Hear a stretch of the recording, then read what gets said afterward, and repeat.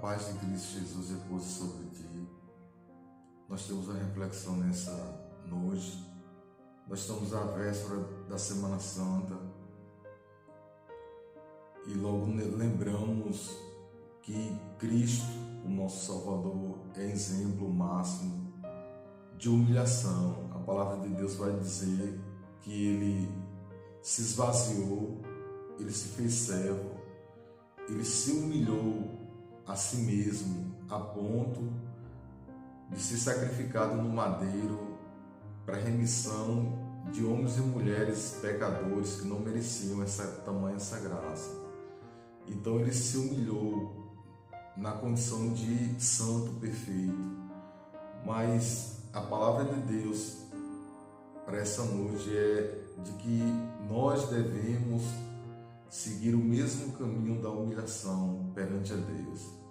Mas a nossa condição é de seres pecadores, injustos e merecedores. Então, nós vemos nas Escrituras que muitos homens, eles se humilharam completamente diante do Deus Altíssimo e encontrou graça, encontrou misericórdia, encontrou compaixão e bondade do Deus Criador. E isso, alguns se humilharam em favor de uma nação, em favor de uma grande comunidade e alcançaram essa graça. Como outros também se humilharam no plano pessoal e encontraram uma resposta de Deus também. E nós temos vários exemplos nas Escrituras. E sempre quando, diante de um cenário muitas vezes de destruição, de desolação, de ruína, de desesperança, esses homens, eles vestiam roupa de saco de pano, eles se lançavam na cinza, eles jejuavam, eles oravam, eles ficavam prostrados ali, quebrantados diante de Deus. E Deus via que havia um verdadeiro arrependimento e Deus trazia a sua misericórdia, trazia um favor sobre aqueles que assim procederam. Nós vamos ver em Neemias, quando Neemias recebe um relato. Neemias era o copeiro do rei Artaxerxes, ele estava no palácio, ele estava debaixo de iguarias, de um conforto muito grande, estava numa situação muito privilegiada. Mas quando ele recebe um relato de como se encontrava o povo judeu, seu povo lá em Jerusalém, depois de ter voltado do Egito, e os que lá ficaram, a Bíblia diz que aquele povo se encontrava em grande miséria e humilhação. As muralhas de Jerusalém estavam em ruínas e os seus portões eles tinham sido destruídos por fogo. Quando aquela informação chega até Neemias, ele imediatamente toma uma atitude de humilhação. A palavra de Deus vai dizer, quando ele ouviu essas palavras, ele relata, ele se sentou, chorou e se lamentou por alguns dias. Ele ficou jejuando e orando diante do Deus do céu. Então, ele sabia que a única coisa que poderia atrair o coração de Deus é um coração quebrantado, um coração humilhado. E ele recebeu aquela informação, atingiu imediatamente o seu coração e ele se prostrou diante de Deus. E nos versículos seguintes, Neemias simplesmente começou a orar e pedir perdão pelos seus pecados, pelos pecados de sua família, dos seus pais e pelos pecados daquela nação. E nós vamos ver nos capítulos adiante que Deus Deus viu aquela humilhação sincera de Neemias e Deus trouxe uma providência. E Deus chegou ao ponto de enviar Neemias a Jerusalém e o utilizou como instrumento dele. Colocou ali como uma liderança E lá na frente vai culminar não só com a restauração dos muros de Jerusalém, mas como vai vir uma restauração espiritual sobre aquele povo. Vai vir um avivamento sobre aquele povo que estava em decadência física e espiritual. E assim são os nossos dias. Também a palavra de Deus vai falar que Acabe era um rei pagão, um rei iníquo, um rei sanguinário juntamente com sua esposa, um rei que não obedecia à voz do Senhor. Ele recebe ali uma profecia através de Elias. Era uma sentença de uma série de coisas terríveis que ia lhe suceder a ele e a sua esposa. E ele, tomado de pânico, ele caiu na real. A palavra de Deus diz que quando Acabe ouviu essas palavras, ele rasgou as suas roupas, cobriu-se de pano de saco e jejuou. Ele dormia vestido de pano de saco e andava cabisbaixo. Então a palavra do Senhor veio a Elias, o tesbita, dizendo: você viu como Acabe se humilhou diante de mim? Portanto, visto que ele se humilha diante de mim, não trarei este mal nos seus dias, mas nos dias de seu filho o trarei sobre a sua casa.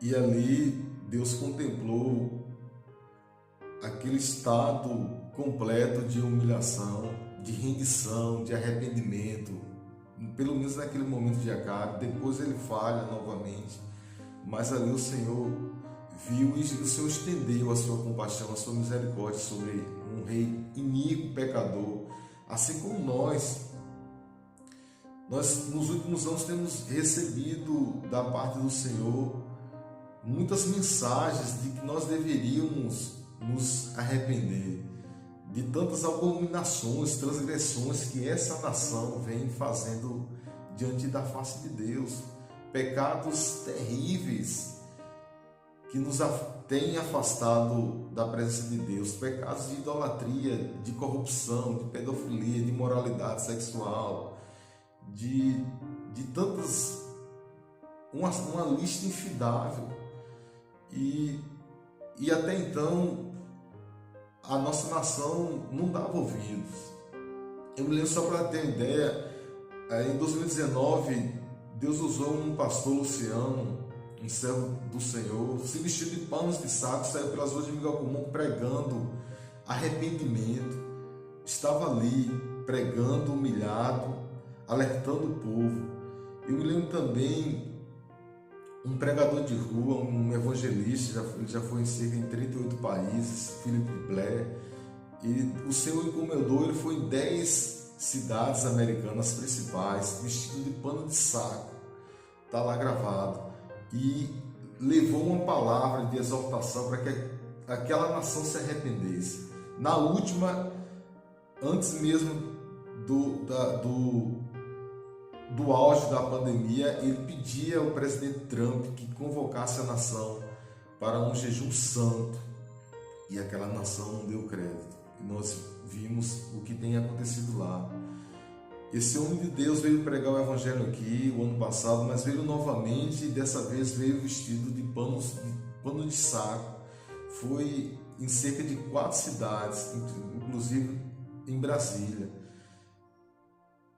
exortando o povo brasileiro a se arrepender dos seus pecados, a se humilhar diante de Deus, e convocando, pedindo ao presidente que convocasse um jejum santo também a toda a nação. E nós não demos crédito. E olha a situação em que se encontra nesse momento o país. Mas de uns 15 dias para cá, nós temos visto um entendimento da igreja, uma mobilização dos cristãos. E os cristãos têm se ajuntado para se humilhar diante de Deus, para pedir perdão dos seus pecados e de toda a nação. Nós vimos uma proliferação dos ciclos de oração, muitos grupos de WhatsApp sendo formados nos últimos meses, pessoas se reunindo demorou, de fato, mas nós estamos caindo na real. E graças a Deus que milhões e milhões de servos do Deus Altíssimo estão se humilhando nesses dias, estão buscando intensamente a face do nosso Criador, pedindo misericórdia, pedindo compaixão, complacência, pedindo que o Senhor venha com mão poderosa, trazendo o sobrenatural milagre dele para essa nação, para restaurar esse momento de muito desespero, de muita dor, de muito luto que está não só sobre o nosso país, como sobre o mundo. Então a palavra do Senhor é esta: que possamos pelejar, permanecer, não só por conta desse período, porque nós estamos em necessidade extrema, mas porque esse deve ser o padrão do servo do Senhor, de estar sempre se humilhando, sempre confessando as suas falhas, os seus erros, porque o nosso Deus é bondoso, Ele é generoso, Ele é compassivo, e nós cremos que depois dessa grande tempestade virá um tempo de bonança, um tempo de muitas conversões, haverá um tempo de um avivamento muito vigoroso sobre essa terra. Vocês verão, nossos olhos hão de contemplar o que Deus fará, porque o nosso povo tem se encontrado, tem buscado se apresentar diante de Deus em humilhação, e assim como Ele estendeu a mão poderosa dele em favor de tantos reis, de tantos profetas, de ajuntamento do seu povo, de judeus, quando eles estavam quebrantados e arrependidos, humilhados, em panos de sangue, em sacos, em cinza, com a cara no chão, Deus atendeu e restaurou aquele povo, restaurou aquela nação. Assim também nós cremos que acontecerá conosco. Nós não precisamos vestir panos de sal, mas a nossa atitude tem que ser de humilhação. Nós precisamos rasgar não as nossas vestes, mas os nossos corações, como diz lá em Joel. Que o Senhor te abençoe, te guarde, que o Senhor te livre, te blinde a tua casa, o teu lar, que o Senhor possa, no nome do Senhor Jesus, visitar todos os enfermos, todos aqueles que estão nas UTIs, entubados, tendo dificuldade de respirar, porque o nosso Deus é o fôlego de vida, que Ele possa soprar fôlego de vida àqueles que assim estão precisando, que o Senhor possa trazer ânimo aos desesperançados, esperança àqueles que estão tristes, abatidos, depressivos, que a graça do Senhor possa nos sustentar. Só ela é suficiente para nos sustentar nesse tempo de provação, mas nós cremos que maior o que está em nós do que o que está no mundo. Ele prevalecerá diante desse cenário.